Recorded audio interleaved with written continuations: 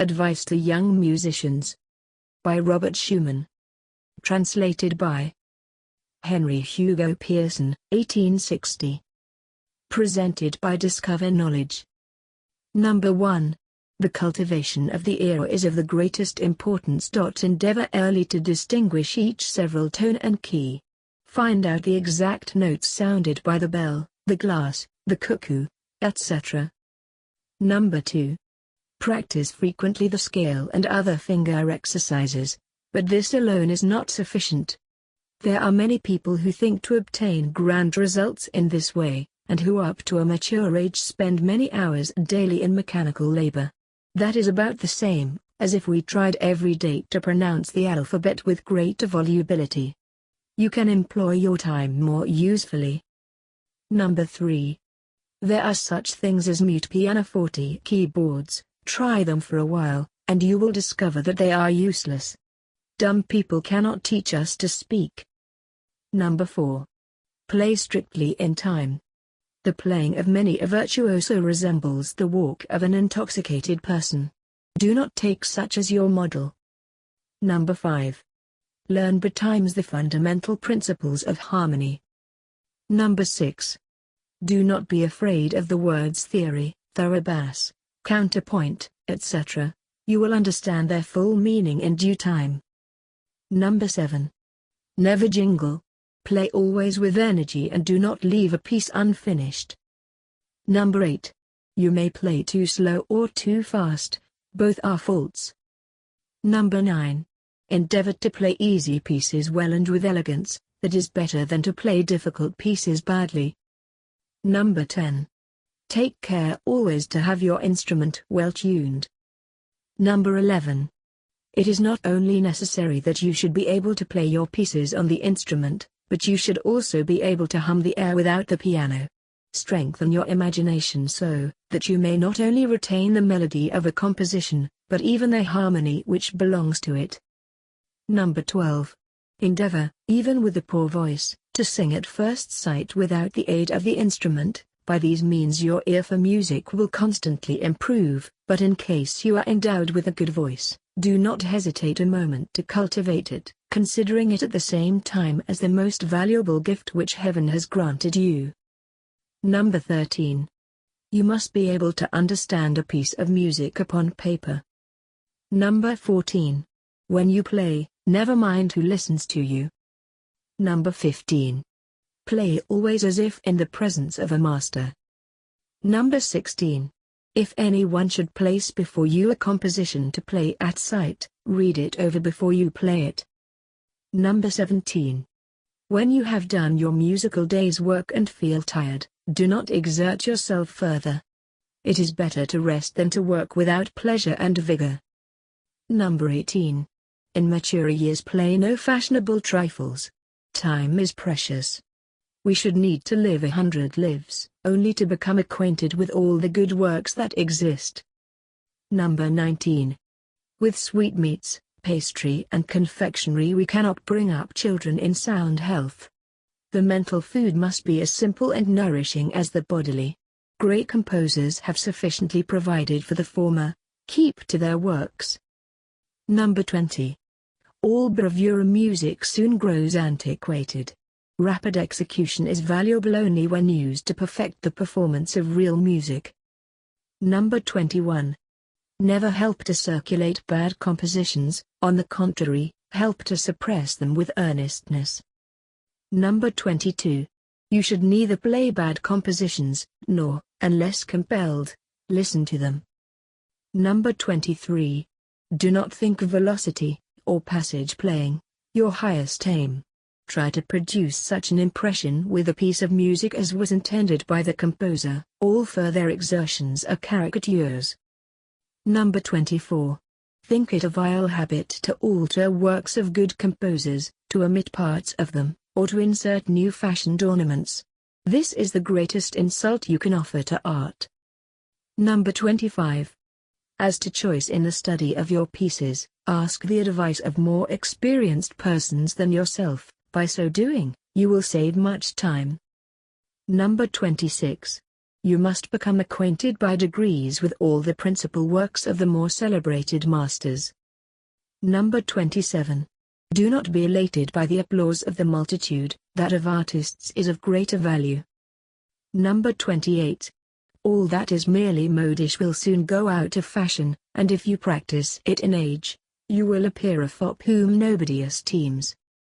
Number 29. Much playing in society is more injurious than useful. Suit the taste and capacity of your audience, but never play anything which you know is trashy and worthless. Number 30. Do not miss an opportunity of practicing music in company with others, as for example in duets, trios, etc. This gives you a flowing and elevated style of playing, and self-possession. Frequently accompanies singers. Number 31. If all would play first violin, we could not obtain an orchestra. Therefore esteem every musician in his place. Number 32. Love your peculiar instrument, but be not vain enough to consider it the greatest and only one. Remember that there are others as fine as yours. Remember also that singers exist, and that numbers, both in chorus and orchestra, produce the most sublime music. Therefore do not overrate any solo. Number 33. As you grow up, become more intimate with scores, or partitions, than with virtuosi. Number 34. Frequently play the fugues of good masters, above all, those by J. Seb.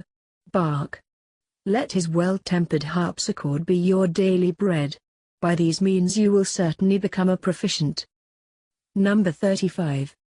Let your intimate friends be chosen from such as are better informed than yourself.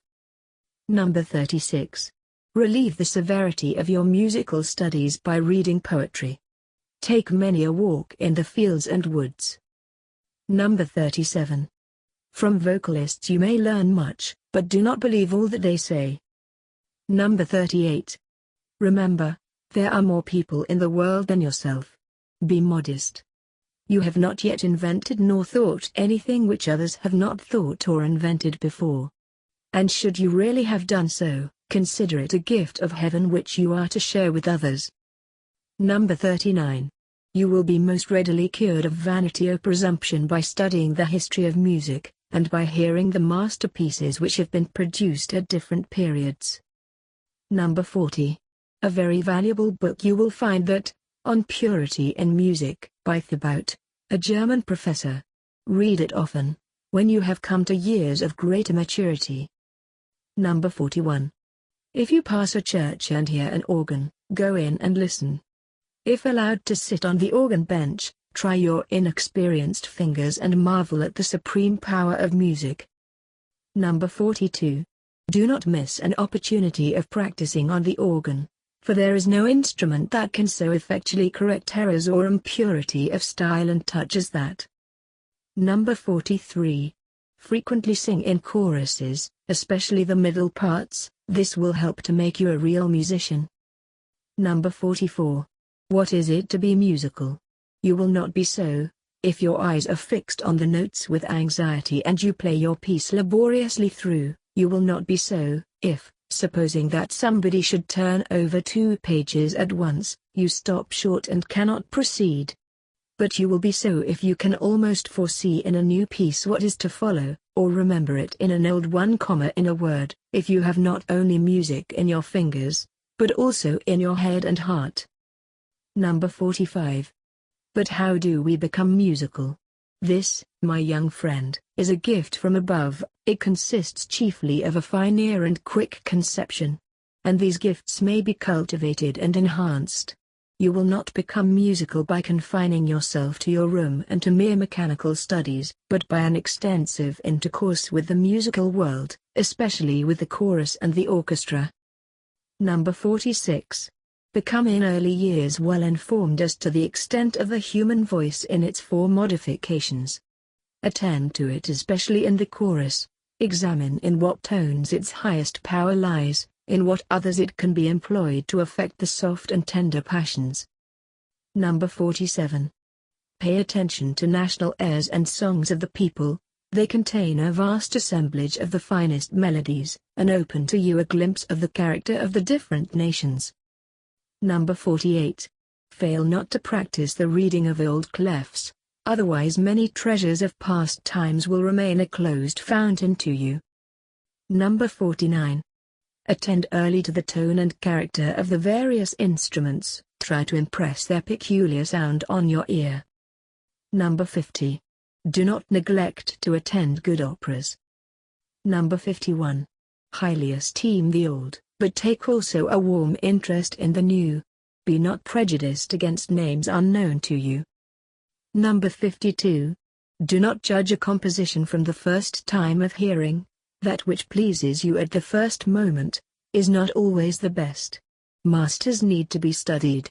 Many things will not become clear to you till you have reached a more advanced age. Number 53. In judging of compositions, discriminate between works of real art and those merely calculated to amuse amateurs.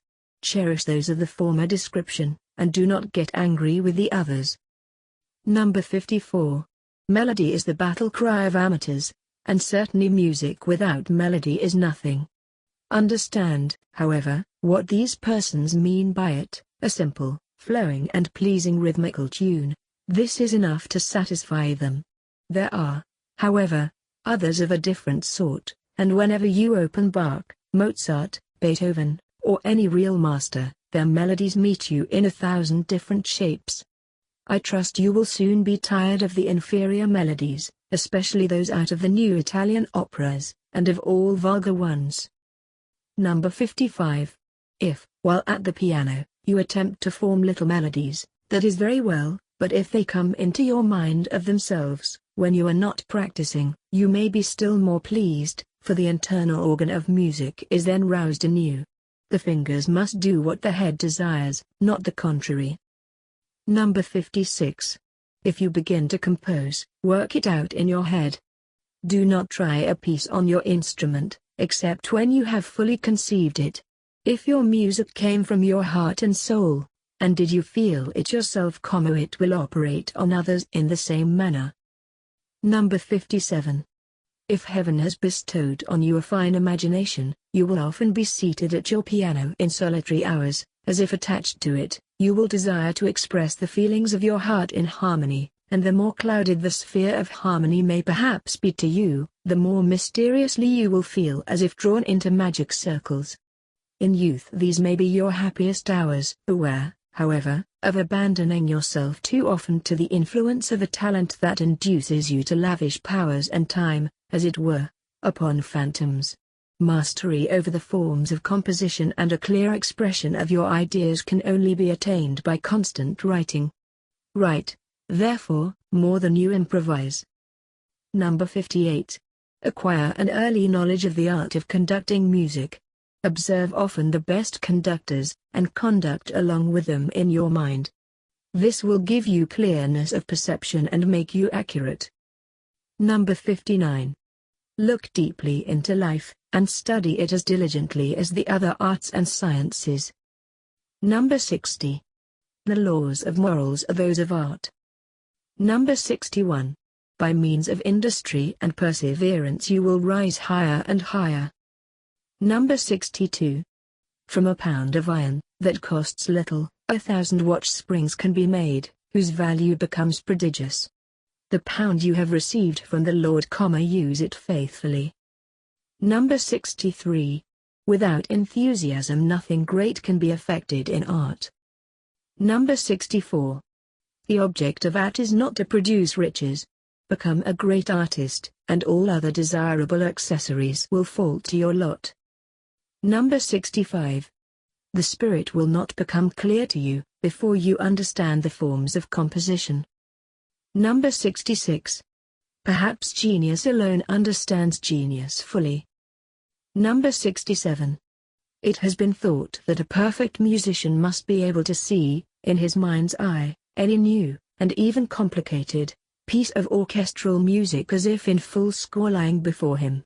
This is indeed the greatest triumph of musical intellect that can be imagined. Number 68. There is no end of learning,